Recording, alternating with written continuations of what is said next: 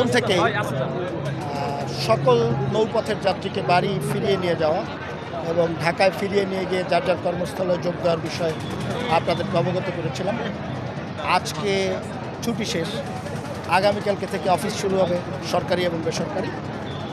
সকল যাত্রীদেরই আজকে একটা চাপ আছে যাওয়ার জন্য। আমরা চাঁদপুর, ইলিশা, কালীগঞ্জ, মজু চৌধুরীর হাট, সর্বশেষে আজকে বরিশাল সবগুলো ঘাট পরিদর্শন করেছি। আসার পথে যেমন কোথাও কোনো বিশৃঙ্খলা বা ব্যবস্থা ছিল না, এখন যে ফিরতি যাত্রা সেখানেও কোনো বিশৃঙ্খলা বা কোনো আপনাদের কাছ থেকে এখন পর্যন্ত কোনো অভিযোগ পাইনি। বরং আপনারা আমাদেরকে অনেক ক্ষেত্রে উৎসাহ দিয়েছেন যাতে আমরা আমাদের কাজগুলো কন্টিনিউ করে যাই। আপনাদের উৎসাহ আমরা কাজগুলো কন্টিনিউ করব এবং নৌপথ অতীতে যেভাবে নিরাপদ এবং স্বস্তিদায়ক একটি যাত্রাপথ ছিল, এটি ভবিষ্যতে আবার নতুন করে সেই পথে আবার যুক্ত হবে নিরাপদ এবং স্বস্তিদায়ক যাত্রা হিসাবে। স্যার, একটা অভিযোগ, সেটা হলো যাত্রীদের যারা কেবিনে যায় তাদের সামনে স্যার এই যারা বয়ে আছে তারা তোষক ব্যবসা করে, এই কারণে তাদের নানা ধরনের সমস্যা হচ্ছে। স্যার, এই তোষক ব্যবসার বিরুদ্ধে স্যার কোনো আপনারা ব্যবস্থা নেবেন? আমাদের সব সময় মনিটরিং আছে। আপনি যে অভিযোগটির কথা বলেছেন এগুলো খুব ছোটোখাটো। আমার জায়গায় আপনি দাঁড়ালে আপনার ইনসাফ একরকমের, আপনার জায়গায় আমি দাঁড়ালে আবার আমার ইনসাফ আর এক রকম। তো ঈদ সবার জন্য, বড়লোকের জন্য, গরিবের জন্য।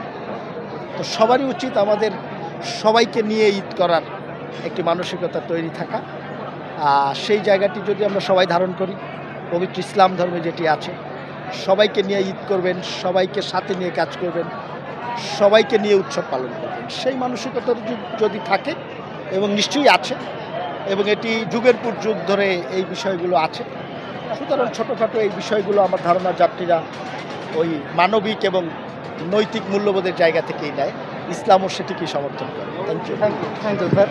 লঞ্চ যাত্রাটাই বেশি ভালো লাগে, কারণ এখানে রাত্রে একটু আরাম করে যাওয়া যায়, মানে সাভারবাসীর জন্য বা ঢাকাবাসীর জন্য একটু আরামদায়ক লঞ্চ যাত্রা, তাই আমরা লঞ্চ যাত্রাটাই বেছে নিই। একদম ছোটোবেলা থেকেই আমার বরিশালে, আমি স্থানীয়, তাই আমার ছোটোবেলা থেকেই যাওয়া আসা হচ্ছে। না, ভয় হচ্ছে না, কারণ একটা অভ্যাস হয়ে গেছে তাই। বিভিন্ন অঞ্চলের মানুষ সবসময় লঞ্চে যেতে স্বাচ্ছন্দ্য বোধ করে এই কারণে যে বাসের চেয়ে আসলে লঞ্চে অনেকটা যাত্রা আরামদায়ক।